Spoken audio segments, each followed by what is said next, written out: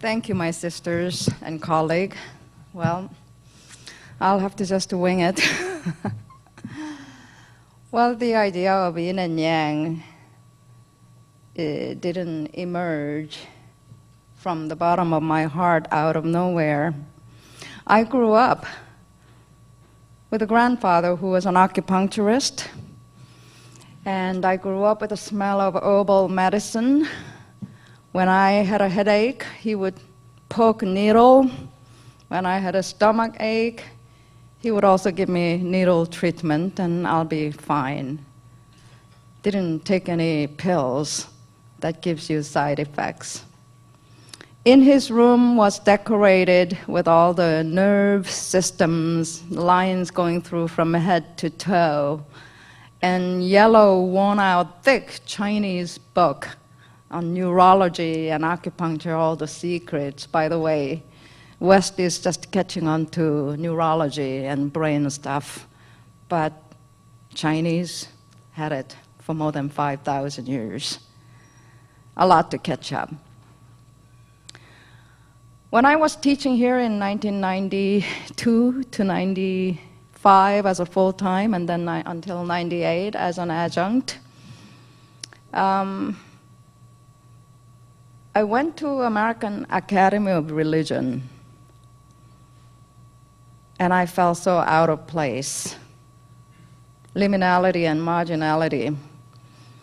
There are women who look like me, jump on the wagon of feminists.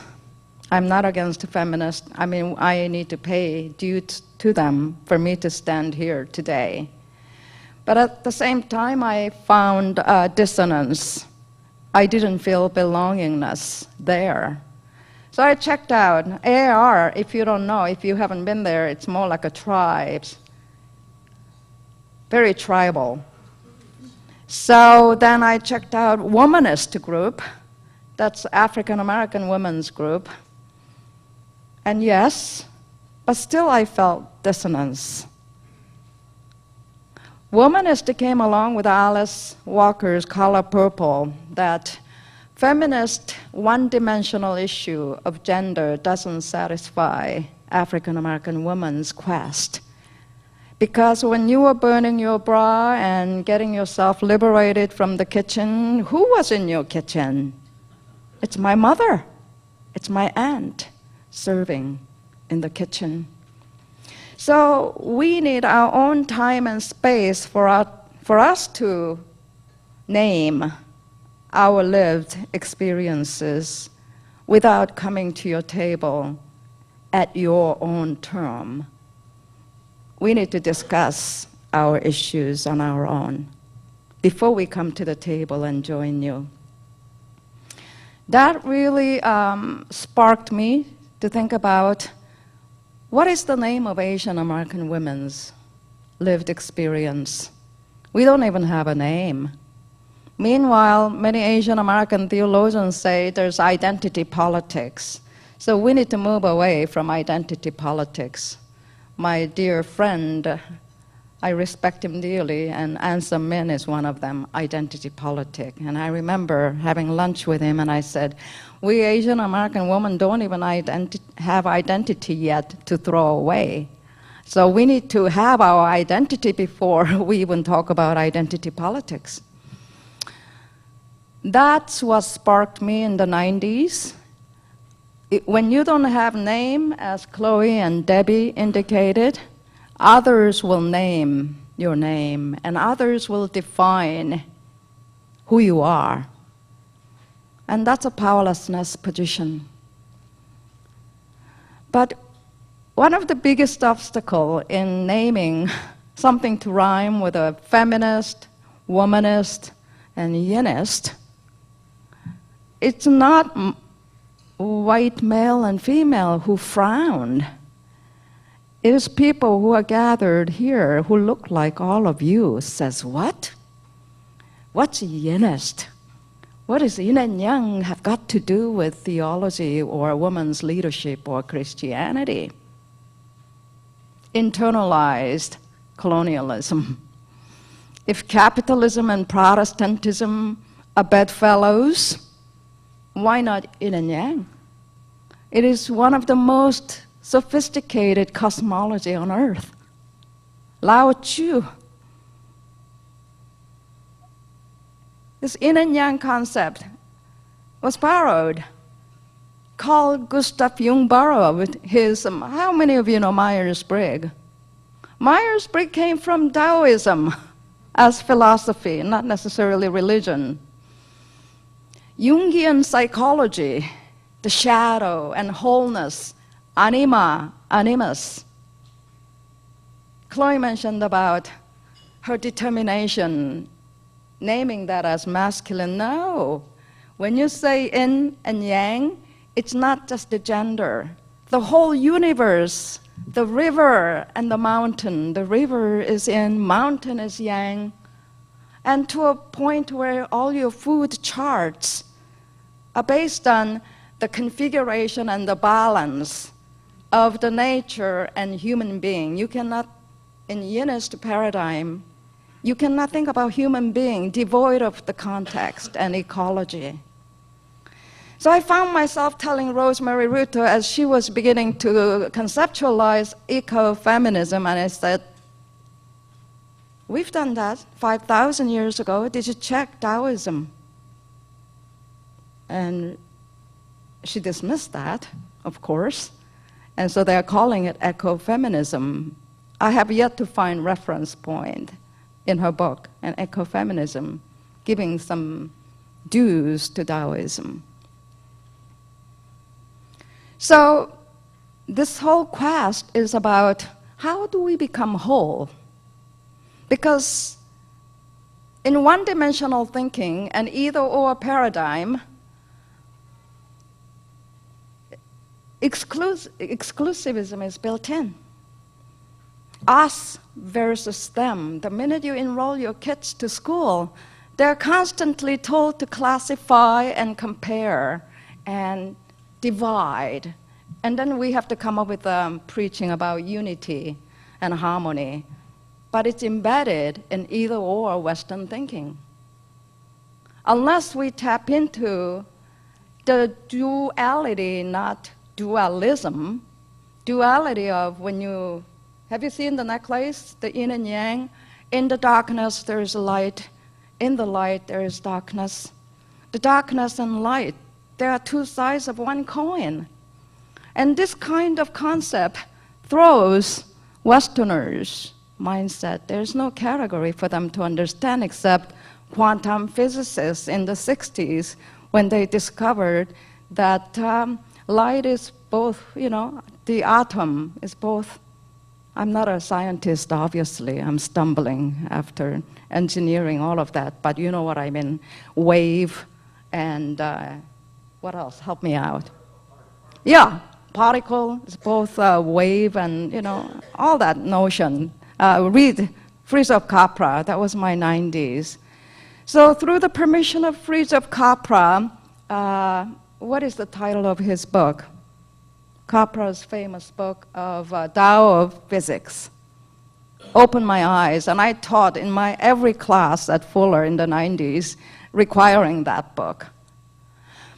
But I just want to highlight the fact that we have this internalized colonialism. As you go and quest, getting degrees and all of that, you don't dare ask a question. We need the spirit of Vashti, who was so courageous, knowing that if you refuse to be an object of king's property, and every year they were all drunk, and then ask queen to come by sending eunuchs and say, display your body because you are beautiful to look at, and it boggles my mind. How did the fathers, patriarchs, decide to include Book of Esther?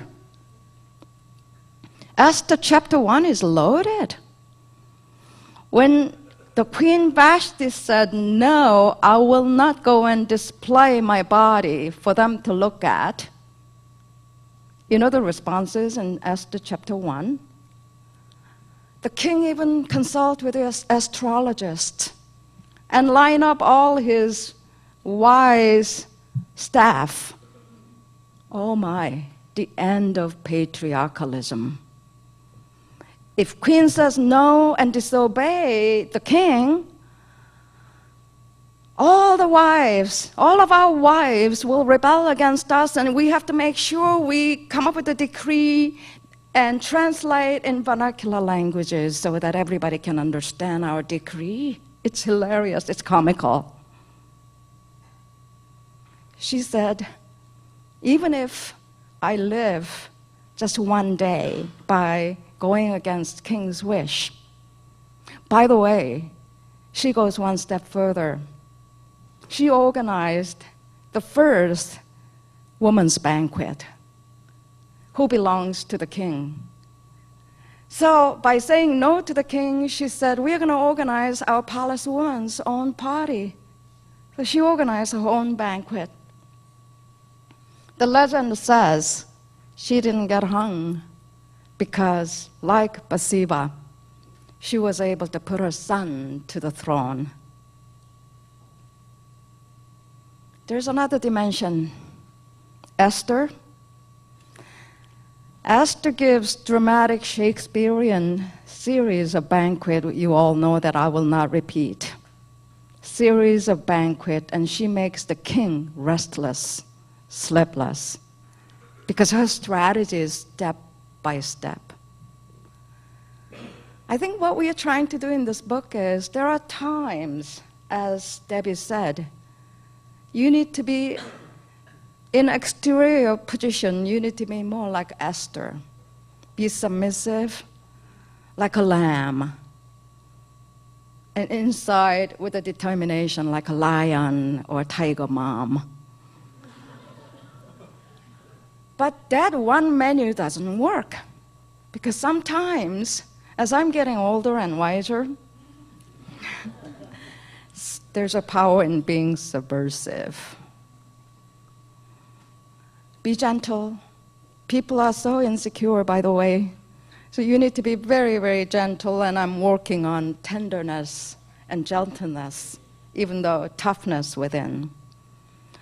But both anima and animus, male do not have to feel like you need to be always tough. When Jesus is very feminine, the way our culture defines masculinity and femininity, tender caring can be also father and masculinity because it's men who is doing that. So that's your animus. And woman's anima, woman's masculine side, according to Jungian psychology, is not necessarily the same as male's femininity, which is anima. Are you with me on this? So you've been fooled by the cultural limitation, the cultural definition of what masculinity is and what femininity is.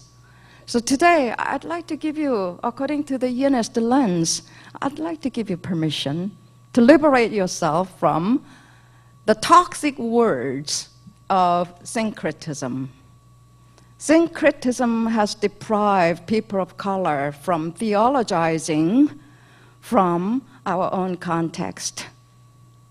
Leslie Newbigin said, we need to learn our own cultural bias from non-Westerners. Western culture is not Christian culture. Therefore, our mind and our heart need to be liberated that what is in and yang and some of Asian American tradition that is more in line and aligned with the biblical stories. My Kenyan students used to say, filial piety, Jesus is our ancestor. So the term syncretism was created by the West to demoralize non-Western culture, which I will not go into detail.